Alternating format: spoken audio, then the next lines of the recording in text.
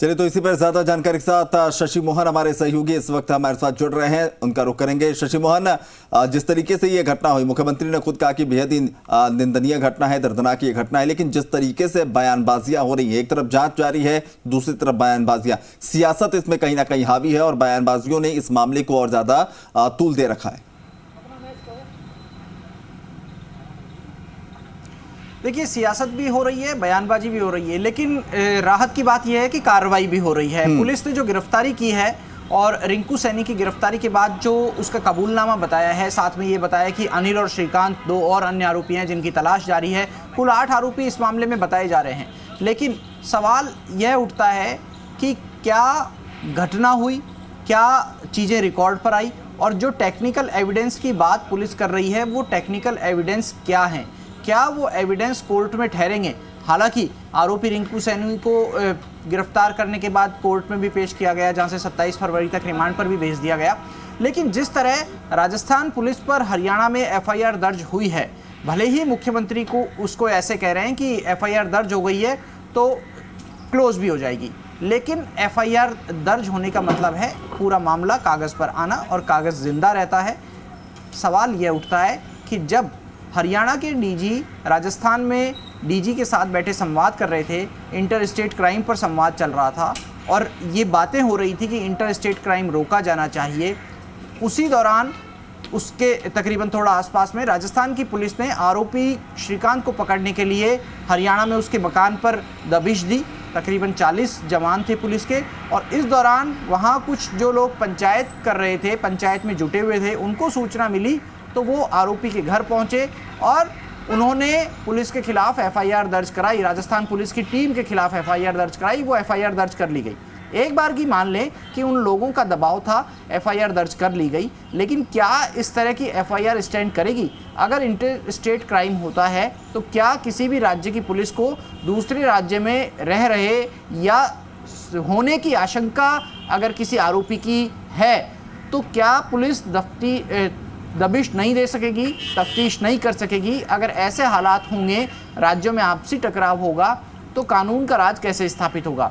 बहरहाल घटना 2 लोगों को जलाने की है। सोशल मीडिया पर 2 तरह की बातें सामने आ रही है। पहली है कि दोनों को जिंदा जलाया, नासिर और जुनैद को। दूसरी घटना ये आ रही है, पहले पीट करके हत्या कर दी गई और फिर संभवतः साक्ष्य मिटाने के लिए उन लोगों को जलाया गया। दोनों ही मामले गंभीर हैं, लेकिन अगर किसी को जिंदा जलाया जाता है तो उससे हीनियस क्राइम संभवतः नहीं हो सकता, क्योंकि वो मानव वध की तरह है और ये किसी भी सभ्य समाज में स्वीकार्य नहीं है। अब सवाल ये उठता है कि उन लोगों को जो आरोपी हैं बचाने कोई आ रहा है तो वो कौन आ रहा है? क्या मुख्यमंत्री, बजरंग दल और विश्व हिंदू परिषद का नाम ले रहे हैं तो वो लोग बचाने आ रहे हैं, और आ रहे हैं तो किस नाते आ रहे हैं? क्या ये घटना नहीं दिख रही?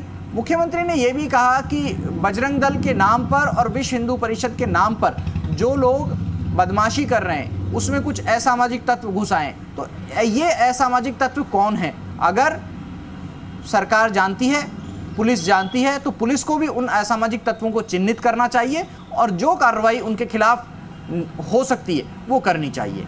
अब कानून का राज स्थापित करना हालांकि एक सभ्य नागरिक की भी जिम्मेदारी है, लेकिन उसमें नागरिक अपना योगदान दे सकते हैं। कानून का राज पुलिस को स्थापित करना होगा और पुलिस इसमें अभी एक्शन लेती हुई दिख रही है।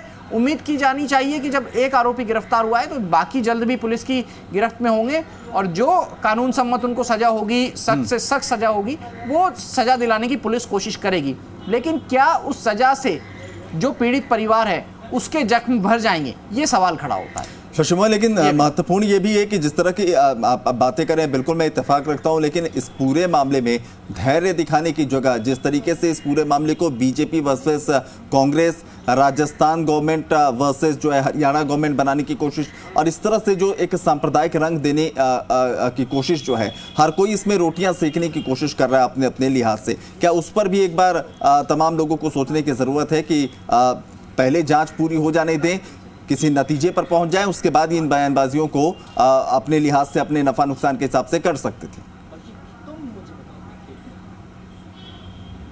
बिल्कुल अभिनव, आपकी जो सोच है, राय है, उसको नकारा नहीं जा सकता। चाहे बात कांग्रेस बीजेपी की हो, चाहे हरियाणा बनाम राजस्थान की हो, या सीधे तौर पर कहें तो एक धर्म बनाम दूसरा धर्म, या आम तौर पर जिसको कहा जाता है हिंदू मुसलमान करना, ये चीज नहीं होनी चाहिए। ऐसे मामलों में बहुत संवेदनशील मामले होते हैं, क्योंकि एक छोटी सी चिंगारी पूरे समाज की शांति को भंग कर सकती है, पूरी सामाजिक व्यवस्था जो ताना बाना है उसको बिगाड़ सकती है।